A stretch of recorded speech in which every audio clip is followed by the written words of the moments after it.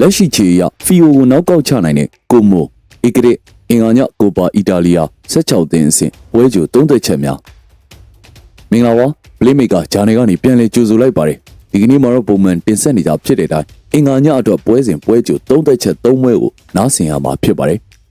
ပထမအဆုံးပွဲစဉ်ကတော့ဖီယိုအင်တီနာနဲ့ကိုမိုရိုရဲ့ည2:30ပဲဖြစ်ပါတယ်ပြီးခဲ့တဲ့စက်တင်ဘာအနှောင်းပိုင်းစီးရီတွေ့ဆုံမှုတုန်းကကိုမိုဟာဖီယိုကွင်းမှာ1-2နဲ့နိုင်ထားပါတယ်လက်ရှိမှာလည်းဖီယိုအင်တီနာဟာတန်းဆင့်စုံတိုက်ပွဲဝင်နေရတဲ့စီးရီကိုသာပိုအာရုံစိုက်နိုင်ပါတယ်လက်ရှိခြေရလဲနောက်ဆုံး9ပွဲမှာ9ပွဲနိုင်ထားတဲ့ကိုမိုကပိုသားပါတယ်ဒါကြောင့်ဧည့်ခံထားတဲ့ဧည့်သည်တွေနဲ့အတူကွာတာကိုတွားကြစို့သုံးသပ်ထားတာဖြစ်ပါတယ်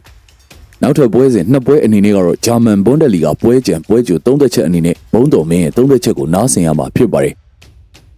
ဝါရာဘရီမင်နဲ့ဟော်ဖန်ဟိန်းည2:00တန်းဆင်းဆုံးကက်လျက်ကဝါရာဘရီမင်ဟာဘွန်ဒက်လီဂါမှာနိုင်မွေးပြောက်တာ10ပွဲဆက်တောင်ရှိပါပြီအဆင့်3နေရာထိတက်လာတဲ့ဟော်ဖန်ဟိန်းကတော့ဒုတိယရာသီဝက်မှာပွဲတိုင်းနီးပါးနိုင်နေသလိုနောက်ဆုံးဘွန်ဒက်လီဂါ12ပွဲမှာလည်း9ပွဲနိုင်ပြီးတပွဲသာရှုံးထားပါတယ်ဒါ့အပြင်ဟော်ဖန်ဟိန်းဟာဝါရာဘရီမင်နဲ့အဝေးဝင်တွေ့ဆုံခဲ့တဲ့နောက်ဆုံး9ပွဲစလုံးကိုလည်းနိုင်ထားခဲ့ပါတယ်ဒါကြောင့်ဧည့်သည်ကဧည့်ခံထားတဲ့အရေးအောက်မှာပဲနောက်ခုတင်တဲ့ပွဲစဉ်မျိုးလို့သုံးသပ်ထားတာဖြစ်ပါတယ်စိန့်စ်ဘော်လီနဲ့လိုက်စစ်ည2:00တန်းဆင်းစုံတွေကစိန့်စ်ဘော်လီဟာဒီယာဒီဘွန်ဒက်လီဂါမှာအင်္ဂွင်းရမှတ်ယူနိုင်မှုအနည်းဆုံးအသင်းပါ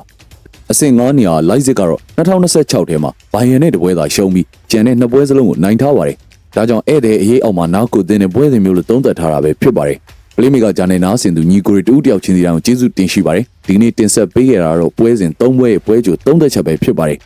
လွန်ခဲ့တဲ့တနင်္ဂနွေနေ့မှာတင်ဆက်နိုင်မှုမရှိခဲ့ခြင်းအတွက်အားလုံးတောင်းပန်ပါတယ်နောက်နေ့တွေမှာတော့ပုံမှန်တင်ဆက်နေကြတဲ့အတိုင်းပွဲစဉ်ပွဲကြို3သက်ချက်တွေအနေနဲ့ဆက်လက်တင်ဆက်ပေးသွားအောင်မှာဖြစ်လို့အားပေးမယ်လို့လည်းမျှော်လင့်ပါတယ်ညီကိုရီအားလုံးကိုစိတ်နှပြရှင်လန်းချမ်းမြေ့ကြပါစေကျေးဇူးတင်ပါတယ်ကျွန်တော်ထင်လင်းပါ